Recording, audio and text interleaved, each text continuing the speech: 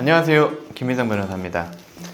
인가맨이라는 채널을 여러분들이 잘 모르시는 것 같아요. 저희가 그 게시나 인가된 사례들 있잖아요. 그런 것들을 일주일에 한두 편씩 올려드려요. 그래서 여러분들이 나랑 비슷한 회생법원이라든가 나랑 비슷한 직업이라든가 나랑 비슷한 조건이라든가 그런 분들이 어떤 식으로 게시가 나고 인가가 됐는지 그런 것들 확인하라고 그래서 다른 별도의 채널을 만들어 놨는데, 거기에 보면 다양한 사례들이 있고요. 여러분들이 궁금해하시는 대표적인 사례들 몇 개를 모아가지고 회생의 곳에 소개를 시켜드리려고 해요. 여러분들이 한 5분, 10분씩 보시면 회생이 이런 식으로 진행되는구나 생생한 사례별로 여러분들이 보실 수 있기 때문에 아마 도움이 될 겁니다. 오늘 소개시켜드릴 사례는요, 주식, 코인 이런 사행성 채무를 가지신 분들의 사례예요. 요거 소개해드릴게요.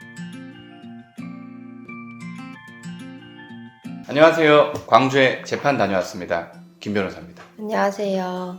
열심히 일하고 왔습니다. 의뢰인 제이입니다. 오늘 말씀드릴 분이 되게 특이하신 분이에요.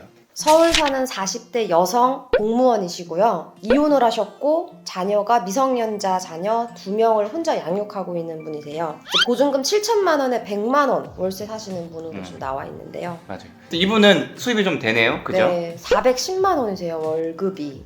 빚은 더 대단해요. 3억 6천. 3천. 맞죠? 그렇죠. 3억 네, 6천. 3억 6천. 근데 생긴 이유가 주식, 코인? 근데 이 사람은 연봉이 5천이 넘는 공무원이야. 엄청 신용대출을 많이 해줬을 거잖아요. 그쵸. 그래서 지옥행 주식버스에 올라탄 거지. 지옥행 코인버스에. 왜? 절벽으로 떨어지는. 그 재산은 뭐가 있었죠?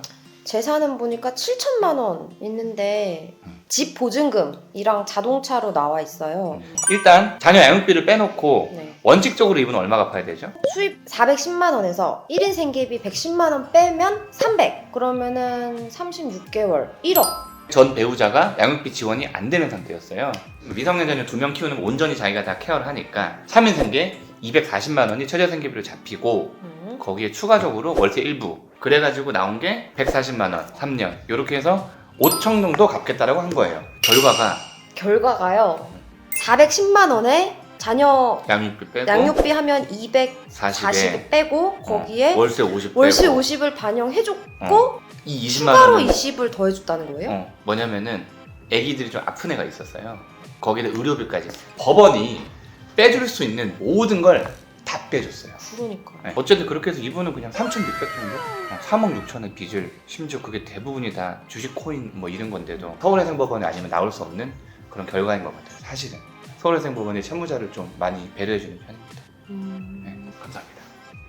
안녕하세요. 작은 김 변호사입니다. 신상 좀 가볍게 한번 털어주시죠. 네, 대전지방법원에서 있었던 사례이고 네. 30대 기혼 미성년 자녀 2명 키우고 있는 네, 분이셨어요. 그래서 직업은 연구직이었고 월소득이 390만 원.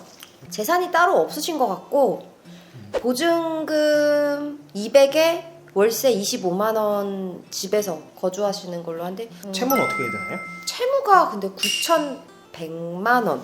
네, 9,100만 원. 주식 투자로 인한 채무로 확인되는데 되게 많아요, 이런 분들. 그럼 이렇게만 봤을 때 원칙적으로는 그냥 저는 1인 생계비를 제외한 한 280만 원으로 변제를 하는 거라고 생각을 했어요. 280만 원을 36개월 동안 해야 되니까.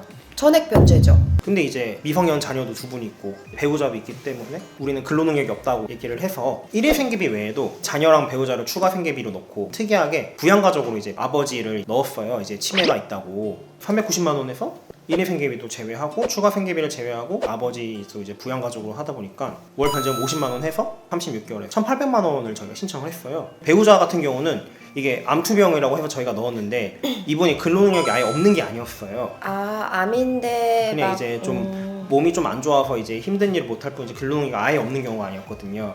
배우자 부분은 그렇다 치더라도 이제 우리가 이제 아버지를 모실 수밖에 없는 사정이 있다. 소명자를 제출을 한 거죠.